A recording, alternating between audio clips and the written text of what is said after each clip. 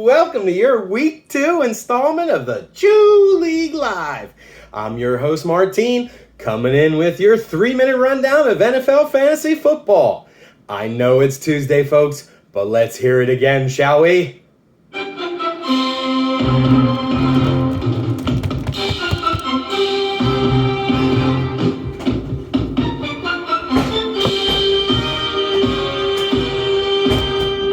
Super Bowl champions!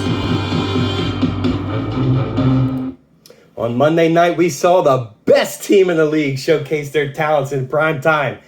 Even though the Eagles traded away their drop-heavy wide receivers during the offseason, they still managed to drop multiple passes in a winning effort. Thankfully, all those passes dropped were on defense, where I think Darius Slay could have broken the single-game record for interceptions. That's 4, by the way. Eagles crushed the Vikings on a Monday night Martine matinee, where I even hit a $60 parlay. Choo-wee! Here we go! Let's get into it, shall we? Whew, we got to start off with some sobering news. There was a big tsunami this past weekend, and only one surfer emerged with the most points ever scored in the history of the league. The Butthole Surfer scored 224, which was more than 100 above his opponent, the Budfather. Seems like the bud is dried up, folks, and not in the good way. We have some surprising developments to report throughout the league. Some great comeback victories. The Jets, the Cardinals, the Dolphins, to name a few. Legendary performances by Tua, Lamar, Stephon Diggs, Tyreek Hill, and his waddling counterpart, Jalen Hurts. Looked like a champion. He's here to stay, folks. Now let's take a quick dive into some league matchups. You know your league is bad when the top point scorer of the week isn't on any team. 52.86 points, Tua. Who's going to pick him up? Will it matter? And did Tua already shoot his load? Those are the questions moving into week 3.